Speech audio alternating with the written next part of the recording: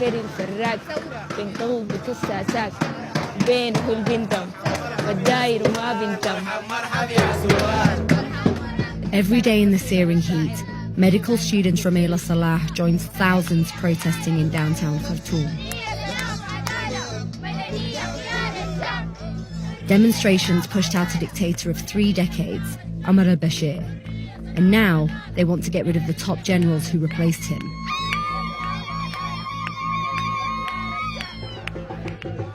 انتصرنا بس ما كملنا، نحن ما عارفين انه اذا هو جد حيتسلم لحكومه مدنيه او لا، فالناس القوه الوحيده اللي في يدهم هسه الاعتصام. يريدون حكومه مدنيه. يريدون حكومه مدنيه.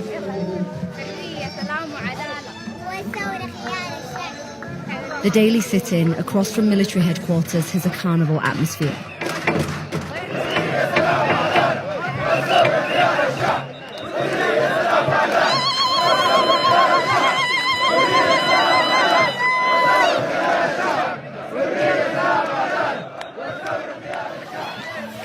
When protests started, it wasn't jovial.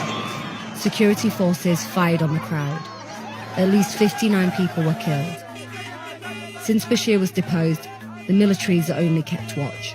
الناس ما حترجع لانه في حق شهداء كثير مات، نحن عايزين ناخذه، فالناس لو رجعت ما حتكون حققت حاجه، ما حيكون اخذوا حق الشهداء اللي ماتوا. What if the military doesn't hand over power or takes its time or shows signs that it's not going to be as simple as you'd like it to be?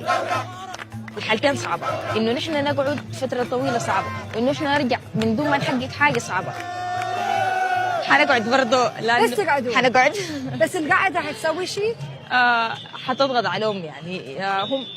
هم القوه الوحيده اللي في يدنا نحن، واللي هي ضغط على المجلس العسكري الاعتصام. فنحن اذا فضينا الاعتصام ما حيكون في يدنا قوه، ما حنقدر نطلع ثاني نتجمع. الخوف اللي كان زمان في الاجيال اللي فاتت اللي ما قدرت تسقط البشير، راح هسي كل الجيل اللي طلع ده هسي ما قاعد يخاف. هيئات مفوضيات مستقله، مؤسسات الحكم العامه، المجلس الرئاسي، تكون المجلس الرئاسي بانتقال بتوافق. The sit-ins give leverage to a coalition of unions representing civilian interests of the military. Mohammed Naji Al-Assam was the first in this group to go public with his dissent. نؤكد أننا سنظل بالشوارع متمسكين بكافة أشكال النضال السلمي إلى أن تتحقق مطالبنا. He was arrested, held in prison for 98 days, and only released after Bashir was deposed. Now he's one of 8 members who negotiate with the military face to face. Do you think that the military will concede to you telling them to hand over power? We don't have a lot of issues to discuss with them. We have a main issue that the power should go to the civilians immediately. And this issue, it's not a very complicated issue. It's either you accept or you refuse.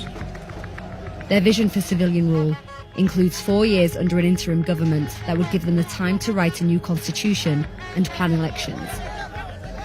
We toppled al-Bashir and we toppled Ibn Auf in less than 24 hours.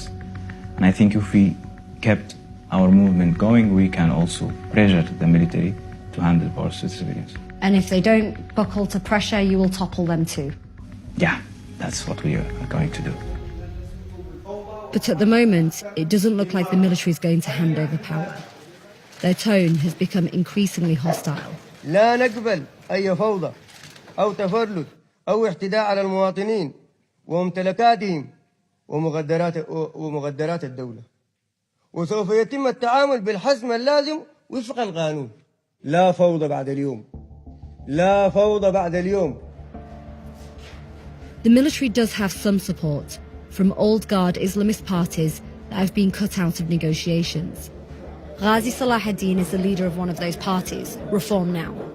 The Coalition for Freedom and Change say that they are not going to agree to any situation where the army has any power. Do you think they're taking the right approach?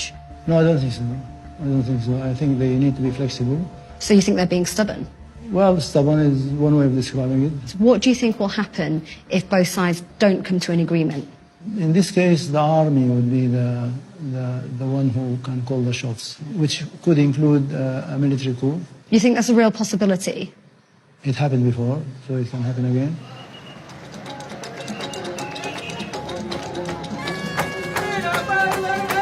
This is an unprecedented time in Sudan.